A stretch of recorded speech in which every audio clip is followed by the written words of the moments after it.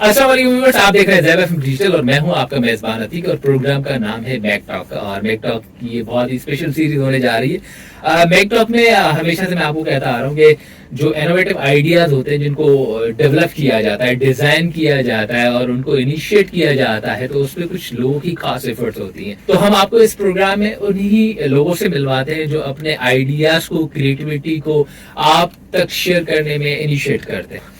तो आज हमारे साथ स्टूडियोज में मौजूद है, जी हाँ, मोहम्मद अजान मिर्जा और मोहम्मद हमजा जफर और जी हाँ, साइम मर्चेंट। अस्सलाम वालेकुम, कैसे हैं आप लोग? क्या हुआ है? बहुत ही जैसे बहुत ही हेक्टिक दिन था, बहुत ज्यादा। यार क्या ऐसा क्या हुआ आज? पहले तो ये जानना चाहूंगा मैं।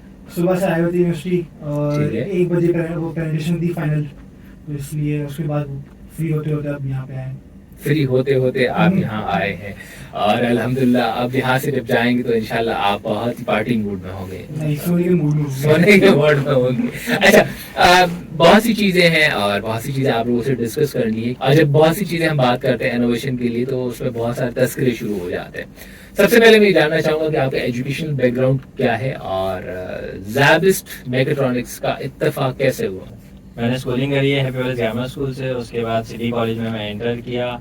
उसके बाद ज़ैबिस्ट आने का इत्तेफाक ऐसे हुआ कि ज़ैबिस्ट और पीएफ की मैकेट्रॉनिक्स का वाले थे और वही 3 इडियट्स एक ही थी, मशीनरी का आड़ था, तो इसलिए मैकेट्रॉनिक्स में आ गया। क्या बात है जनाब। मैंने जो अपनी स्कूलिंग है वो दी एजुकेटर से की है।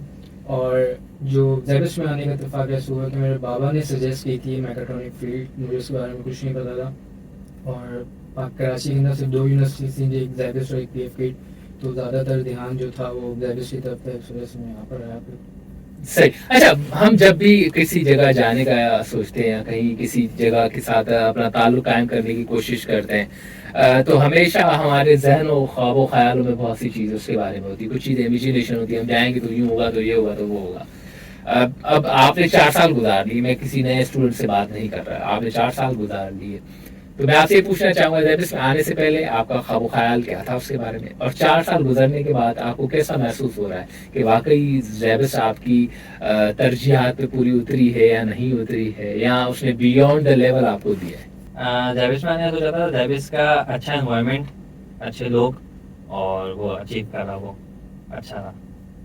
तो 4 साल बाद भी वही है कि रिव्यूज़ के यहाँ अच्छे लोग हैं, अच्छा एनवायरनमेंट। फैकल्टी बहुत अच्छी थी यहाँ की और दोस्त अच्छे मिल गए, तो 4 साल पता नहीं चले।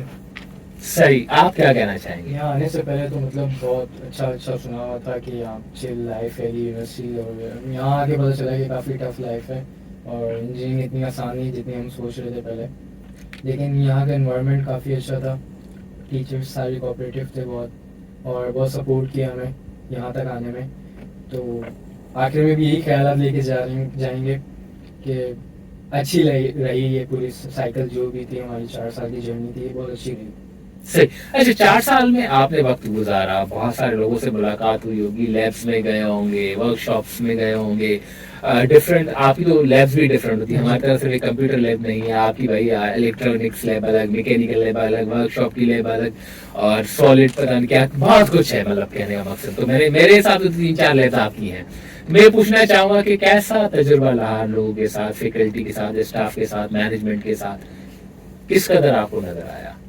मेरी फेवरेट लैब थी थर्मोफ्लूइड्स लैब। वहाँ पे मेरे एक बहुत अच्छे सर है, सर अदील, तो उनसे बहुत अच्छी दोस्ती रही और सारे कोर्सेज बहुत अच्छे नंबरों से पास हुए अल्हम्दुलिल्लाह, बहुत अच्छा पढ़ाते थे। इसलिए सबसे फेवरेट लैब अगर हम पूछें तो वो इंजीनियरिंग वर्कशॉप है। बहुत कुछ वहाँ से सीखने को मिलता था, बहुत कुछ वहाँ पे करने को मिलता था, और हमें छोड़ दिया जाता है जो ये प्रोजेक्ट है इसको करके देना है, आपने जैसे भी करना है आपने। अच्छा, और दूसरी जो हमारी थी वो रोबोटिक्स लैब भी अच्छी है, और क्या नाम है, जैसा इन्होंने बताया थर्मोफ्लूइड्स लैब, वो भी बहुत अच्छी है और अच्छे इंस्ट्रक्टर भी हैं और हेल्प करते हैं, सीखने को बहुत मिलता है, तो अच्छा एक्सपीरियंस था। जो हमारी लैब्स थी उनके जितने भी इंस्ट्रक्टर थे सारे बहुत अच्छे थे, सारे कोऑपरेटिव थे, सपोर्टिव थे, और उन्होंने हमारे साथ एक बहुत अच्छा ताल्लुक कायम रखा और हमें बहुत चीज़ें बताई जो हमें नहीं पता थी अपनी डेली लाइफ के अंदर, और वैसे हमें नहीं पता थी। जो हमारी थ्योरी का पार्ट है उसके अंदर भी हमारी जितने भी फैकल्टी मेंबर्स हैं उन्होंने बहुत सपोर्ट किया। हमारी सुपरवाइज़र ने, हमारी 2 सुपरवाइज़र्स थी, एक मैम हफ्सा थी, एक मैम नसरीन थी, दोनों ने बहुत सपोर्ट किया हमें और यहाँ तक लेकर आए हमें। हमारे प्रोग्राम मैनेजर, हमारे एचओडी, सब ने बहुत हमें यहाँ तक लाने के अंदर मेहनत की और अपना टाइम हमें दिया। That's very great. अच्छा, अब सब चीज़ें चलती हैं टाइम के साथ और बहुत सी चीज़ों को हम खुद भी ऑब्जर्व करते हैं कि यार ये चीज़ वो चीज़ जिस कदर भी, मगर बात तब बनती है जब आप इंडस्ट्री में जाते हैं, कहीं कोई काम करते हैं। 4 साल की डिग्री में आपने ऑब्वियसली 2 महीने इंटर्नशिप तो कंफर्म की ही होगी। तो अगेन आपको वहाँ पता चलता है कि आपने जो पढ़ा है आया वो कहीं इम्प्लीमेंट हो रहा है। तो मेरा सवाल ये है कि आप जो करिकुलम यहाँ पढ़ रहे हैं, जो भी चीज़ आपको पढ़ाई जा रही है, क्या वो इंडस्ट्री में इम्प्लीमेंट हो रही है और किस कदर इम्प्लीमेंट हो रही है? तो मैंने इंटर्नशिप करी थी इन्वरेक्स में। वहाँ पे उनका जो सोलर स्ट्रक्चर्स वगैरह बनाते हैं, मेटल का सब छतों के ऊपर जो लगता है, तो उसका डिज़ाइनिंग वगैरह मैं करता था ऑटोकैड पे। ऑटोकैड मैंने जेबीएससी सीखा था, साथ ही फेज में पढ़ाते थे कोर्स, तो उनसे बहुत सीखने को मिला। उनके वजह से बहुत स्ट्रांग हो गया था हाथ, तो इसलिए ईजी रहा मेरा इंटर्नशिप पे। Very nice.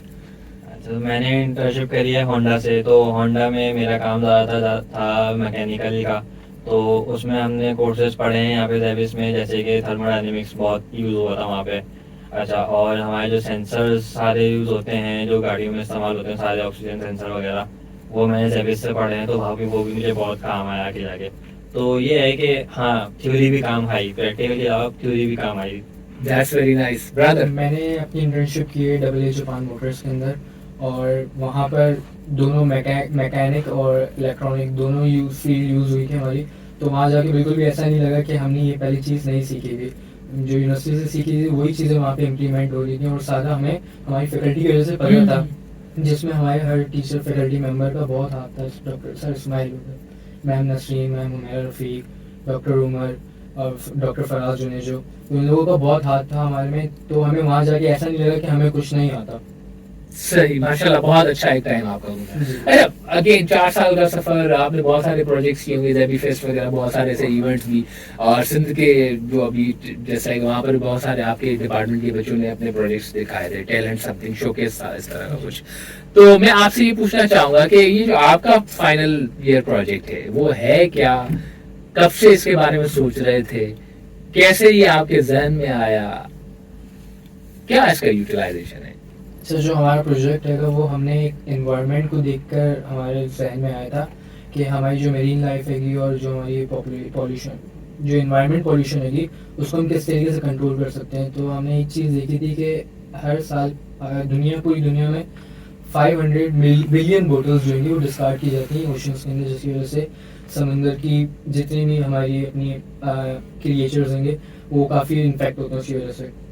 तो हमने एक ऐसी इनोवेशन मशीनरी बनाई है कि जो हमारी 3D बॉटल्स को एक 3D प्रिंटिंग फिलामेंट के अंदर कन्वर्ट कर देगी, प्लास्टिक बॉटल्स को। तो ये एक न्यू इनोवेशन थी, इस वजह से इस वजह से थी कि इसमें हमने काफ़ी चीज़ें जो हैं वो समराइज कर दी, और हमने काफ़ी चीज़ें इसके अंदर न्यू ऐड की थी। सही। अच्छा, इसको करने में कितना टाइम लगा और ये आइडिया आपके जहन में आया क्यों, इंस्पिरेशन क्या थी इस आइडिया की? इंस्पिरेशन यही थी कि हमें जैसे हमारा फिलामेंट हैगा, जो मार्केट फिलामेंट हैगा वो काफ़ी महंगा हैगा, कॉस्टली हैगा। तो हमारी इंस्पिरेशन ये थी कि हम एक ऐसी चीज़ मार्केट के अंदर दें जो लोगों को सस्ती पड़े। तो हमने जो फिलामेंट बनाएगा वो एक कॉस्ट इफेक्टिव भी हैगा, और दूसरा ये कि हमारे इन्वायरमेंट को वो एक अच्छी तरीके से हमारे इन्वायरमेंट को अपने दे सकता है। जिस तरीके से हमारी जो पेट बॉटल्स होंगी वो रिसाइकल होने के बाद वो डिकम्पोज नहीं होती, वो फेंक दी जाती हैं, वो ओशंस में बहा दी जाती हैं, और अगर दूसरी चीज़ें भी बनती हैं उसके अंदर तो वो एक टाइम पे वो कभी डिकम्पोज नहीं होगा आपका प्लास्टिक। तो हमने इसको रिसाइकिल करने के लिए हमने एक न्यू इनोवेशन मार्केट में लाए हैं, जिससे हमारे मार्केट के अंदर एक तो फिलामेंट हमें दूसरे लोगों को मार्केट को सस्ता पड़ेगा, और इससे इन्वायरमेंट अच्छा होगा हमारा, एक डिकम्पोजिशन वाला मामला भी हल हो जाएगा। सही। अच्छा, अब अगेन हम जब कोई प्रोजेक्ट करते हैं, कोई काम करते हैं, तो जितना बड़ा विजन होता है, जितना बड़ा गोल होता है, उतने बड़े ही मसाइल दरपेश आते हैं। तो what exactly changes you have faced during the production, during the design, during the completing of this project? क्या आपको चैलेंजेस फेस करने पड़े इस प्रोजेक्ट के हवाले से? चैलेंजेस सबसे पहले यही थी कि हमें अपना सोर्स जो हमारे पार्ट्स हैं उसकी सोर्सेज तो ऐसा भी हुआ कि हमें खुद बनाने पड़े जो सोर्स नहीं हो रहे थे। हम्म, और फिर कुछ ऐसा होता है कि इलेक्ट्रिकल चीज़ है, ख़राब हो जाती है, शॉर्ट हो जाती है ख़राब, तो वो फिर आप उसको फिर वापस सोर्स करो। तो ये चैलेंजेस होते हैं। बाकी ये है कि सीखने को बहुत मिलता है, और आपकी वो भी होती है कि जान पहचान भी हो जाती है मार्केट में, आप इतना सर्वे कर रहे होते हो, तो ये फ़ायदे हैं। सही। अच्छा, अगेन जब हम कोई प्रोजेक्ट करते हैं, टाइम, सब चीज़ें, चैलेंजेस वगैरह, क्योंकि ऑब्वियसली अनथक मेहनत चाहिए होती है, तो क्या आपको वाकई सफिशिएंट लैब्स या जो इक्विपमेंट या जो गाइडलाइंस थी टीचर्स की, फैकल्टी के, स्टाफ की इस प्रोजेक्ट से रिलेटेड मिल रही थी, वो सफिशिएंट थी तो किस कदर थी, जानना चाहूँगा। लैब्स ऑब्वियसली बहुत अच्छी हैं और इंस्ट्रक्टर भी बहुत सारे बहुत सपोर्टिंग हैं। तो हमारा जो स्ट्रक्चर शुरू हुआ था वो वर्कशॉप से स्टार्ट हुआ था। सारे मैकेनिकल पार्ट वहीं पे फैब्रिकेट किए, सर तनवीर ने हमारी बहुत हेल्प करी। बाकी जो इलेक्ट्रिकल सिस्टम था सारा वो इलेक्ट्रिकल लैब में हुआ सर इस्माइल के अंडर। सर इस्माइल ने बहुत हेल्प करी हमारी इलेक्ट्रिकल साइंस में। आप क्या कहना चाहेंगे? मैं ये कहना चाहूँगा कि मतलब टीचर्स ने as a student as a भाई समझे, छोटा भाई समझ के हेल्प करी, और सारे टीचर्स ने मतलब कि अच्छा ही रखा। किसी ने ये नहीं कि भाई हमारा अभी ये टाइम है, इस टाइम पे आओ, टाइम नहीं, सही था। बस वो था कि एक दिन पहले आप उनको टाइम दे दो और आप नेक्स्ट डे आ जाओ, और जो आपके मसले, क्योंकि कुछ ऐसा होता है कि जो हमारे समझ में नहीं आ रहा, हम जहाँ फंस गए, तो फिर हम टीचर्स की हेल्प लेते थे, और उसमें यही होता है कि सारे टीचर्स हेल्प करते थे, सही। जिसमें सुपरवाइजर की भी हेल्प होती थी और प्रोग्राम मैनेजर की भी हेल्प होती थी। तो अच्छी जर्नी रही है। जब हम लोग प्रोजेक्ट स्टार्ट कर रहे थे तो हमारे को काफ़ी चीज़ों के बारे में नहीं पता था, जो हमने फिर हमारे टीचर्स, फैकल्टी मेंबर्स जैसे डॉक्टर आतिफ सईद हो गए और डॉक्टर फरहान मुमताज़, डॉक्टर उमर और मैम नसरीन, मैम हफ्सा मीर, इन्होंने काफ़ी गाइड किया कि किस तरीके से इसको ओवरकम करना है, किस तरीके से इस चीज़ को सस्टेनेबल करना है। तो हमारी फैकल्टी मेंबर्स ने ज़्यादा हमें हेल्प आउट किया। अगर वो नहीं करते तो हम शायद इस तक नहीं रीच कर पाते। सही। अच्छा, अगेन बहुत सी चीज़ें आपकी लाइफ में हुई, सब कुछ देखा आपने। आप जब एडमिशन ले रहे थे तो उस वक्त कराची में 2 ही इंस्टीट्यूशन से जो मैकेट्रॉनिक्स करवा रहे थे, अब तो बहुत सारे और भी इंस्टीट्यूशन से जिन्होंने ये प्रोग्राम इनिशिएट किया है। मगर यूनिक बात क्या लगी आपको ज़ैबिस की? आपके भी इत्तेफाक से डिफरेंट इंस्टीट्यूशन के अंदर दोस्त, फ्रेंड्स, या आपका खुद आना जाना हुआ कॉम्पिटिशन्स के थ्रू, ज़ैबिस की क्या बात थी जो आपको जिसकी वजह से आप कहेंगे यार SZABIST is a unique among these all institutions? और यूनिवर्सिटी सर्वे करी थी, और सबका, क्योंकि जाहिर सी बात है हम जा रहे होते हैं, हम देखते हैं लोग कैसे हैं, तो वही मेरा पुराना पॉइंट वही कि एनवायरनमेंट अच्छा था, लोग अच्छे थे, एजुकेटेड फैमिली से लोग आए हुए थे, तो इसलिए मैंने ज़ैबिस को ज़्यादा प्रेफरेंस दी कि हाँ ज़ैबिस सही है। एक्सपीरियंस फैकल्टी थी बहुत, बाकी जगह पे इतनी एक्सपीरियंस नहीं थी क्योंकि नया नया आ रहा था, यहाँ बहुत पहले से होता आ रहा है मैकेट्रॉनिक्स, इसलिए भी इस पे प्लस पॉइंट था। सही। अच्छा, ज़ैबिस की ये बात है कि रैंकिंग ज़ैबिस की अच्छी थी बनस्बत दूसरी यूनिवर्सिटीज़ की, और ज़ैबिस के अंदर मतलब एक इन्वायरमेंट बहुत ज़बरदस्त था जो बाकी यूनिवर्सिटीज़ में हमें देखने को नहीं मिलता इतना। सही है। अच्छा, अगेन आपके फैमिली में, खानदान में, दोस्तों, जब आप बात करते हैं, हम ये रिपोर्ट्स हैं, ये चीज़ें बना रहे हैं या इस तरह के काम कर रहे हैं, तो लोग बड़े ही मोटिवेट भी होते होंगे, इंस्पायर भी होंगे। और जब आप भी मैकेट्रॉनिक्स में आ रहे थे तो अगेन आपके मामले में जैसे आपने बताया आपके फादर ने डिसीजन लिया, मगर सबके साथ ये कंडीशन नहीं है, तो मैं ये पूछना चाहूँगा कि जैसे एस्पायरिंग स्टूडेंट जो मैकेट्रॉनिक्स को परसू करना चाह रहे हैं फ्यूचर के लिए, तो आप उनको क्या मैसेज देना चाहेंगे एस्पायरिंग स्टूडेंट को? सर, मैकेट्रॉनिक ये फील्ड है कि सब जिसके अंदर काफ़ी सब फील्ड्स मिली हुई हैं, जैसे हमारी इलेक्ट्रॉनिक है, मैकेनिक है, और आपको रोबोटिक्स के बारे में भी काफ़ी नॉलेज मिलती है। तो वो एक सर्टेन मैकेनिकल इंजीनियरिंग के अंदर आपको वो नॉलेज नहीं मिलेगी जो मैकेट्रॉनिक के अंदर मिलेगी। तो मेरे ख्याल से बच्चों को ज़्यादातर इस तरफ आना चाहिए जहाँ आपके पास, अगर आपको मैकेनिक की तरफ नहीं जाना, मतलब इतना वो नहीं है, तो आप एक इलेक्ट्रॉनिक की साइड पर भी ज़्यादा अपना फोकस कर सकते हैं, या आप दोनों चीज़ों में अच्छे होंगे तो आप दोनों चीज़ों को एक टाइम पे परस्यू कर सकते हैं। मेरा भी ये ओपिनियन है कि आपका मिक्स फील्ड है, इसके अंदर हर तरह की, जिसमें कोडिंग भी आती है और आपका इलेक्ट्रिक आता है, मैकेनिकल आता है, रोबोटिक्स आता है, सब कुछ है। तो इसमें ये फ़ायदा होता है स्टूडेंट को कि जब वो अपना मास्टर्स के लिए आगे अपने जॉब के लिए लेके चल रहा है, तो वो इतने उसको ऑप्शंस मिल जाते हैं, अपना डोमेन सेलेक्ट कर ले और उसको लेके चल जाए आगे। जी मर्चेंट साहब। उसके लिए फील्ड्स बहुत सारी खुल जाती हैं आगे जाके मास्टर्स करने के लिए, और अगर कोई मैकेनिकल वगैरह करते हैं तो आप बाउंड हो जाते हैं उसी में, लेकिन मैकेट्रॉनिक्स में ऐसा नहीं है, आपके लिए आगे बहुत रास्ते खुल जाते हैं। तो ऑब्वियसली चीजें बहुत सारी आपसे डिस्कस करने के लिए, और कुछ चीजें ऐसी हैं जिसमें बहुत सारे सवालों का जवाब मिल जाएंगे। तो मैं आपसे करना चाहूंगा रैपिड फायर। करना कुछ नहीं है, आपने फुर्ती दिखानी है और जल्द से जल्द जवाब देना है। जैसे आइडिया जहां पर आप सोचेंगे तो वहां पर फील होगा कि ये जवाब हमारे काम का नहीं। ठीक है जी।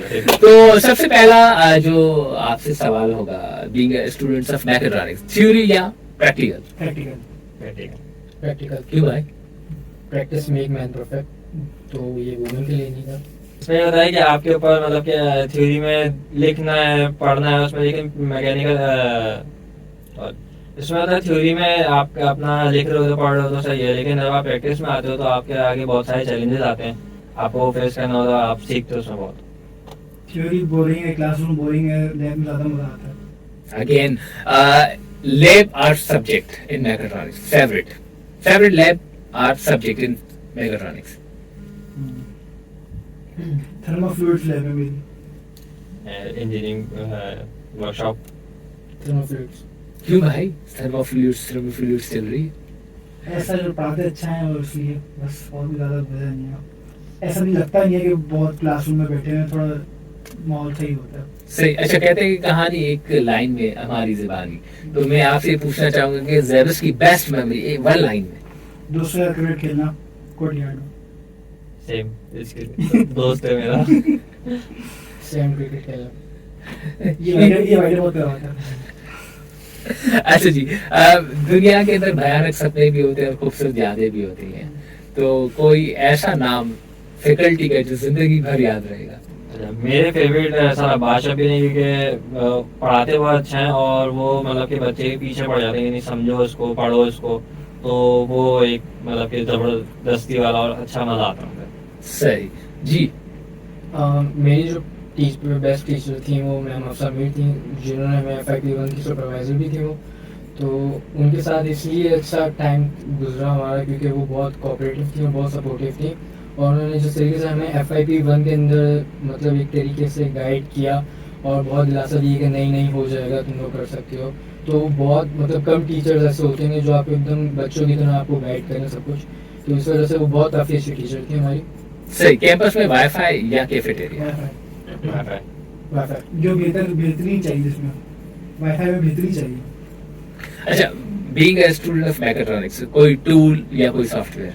Tool software, SolidWorks. Software, AutoCAD. अच्छा भाई, अगेन लाइफ गुजरती सब चीजें होती हैं, तो 5 साल के बाद क्या ड्रीम जॉब टाइटल होगा आपका? 5 साल के बाद किस जॉब पे आप देख रहे हैं अपने आप को? CEO। As a mechanical field में भी अच्छी पोस्ट पे। मैं अपना बिजनेस करना चाहता हूँ, जॉब नहीं करना चाहता। अच्छा, फ्यूचर को देखते हुए अगेन पाकिस्तान या अब्रॉड? कहाँ डेस्टिनेशन? जर्मनी। जर्मनी या इटली। डेनमार्क। ओके, एक स्टेटमेंट आपको दी जाती है, mechatronics at SZABIST made me engineer. Graduate. Perfect. that's pride you that's very great from your side. Lastly, obviously programme मैंने पहले भी कहा था अपने इख्तिताम की तरफ जा रहा है। लास्ट एक सवाल है जिसके साथ हम इस प्रोग्राम का इख्तिताम करेंगे। डिग्री कंप्लीट होने को है अल्हम्दुलिल्लाह, और आप ग्रेजुएट होने को हैं। जैसे ग्रेजुएट हो गए तो क्या सोचा है कि भाई कहीं जॉब करनी है, अपना स्टार्टअप स्टार्ट करना है, फर्दर एजुकेशन को परसू करना है, या रिसर्च वगैरह को देखना है? क्योंकि आपको पता है रिसर्च बहुत इंपॉर्टेंट होती है। फर्दर एजुकेशन देखेंगे, मास्टर्स करने जाना है अब्रॉड। फर्दर एजुकेशन और उसके साथ जॉब भी सारी चलती रहेगी, तो दोनों साथ ही चलेंगे। अपना स्टार्टअप करना है। That's very nice and God bless you. So viewers, आज की इस एपिसोड में हमने कोशिश की कि आपकी मुलाकात करवाएं उन दोस्तों से जो इनोवेशन पे बिलीव करते हैं, और इनोवेशन हमारे वक्त की, हमारे मुल्क की और दुनिया की ज़रूरत है। तो इंशाल्लाह अगले एपिसोड में फिर हम आपकी मुलाकात करवाएंगे कुछ और स्टूडेंट्स के साथ। तब तक हमें दे इजाज़त। Stay tuned, this is ZEB FM digital.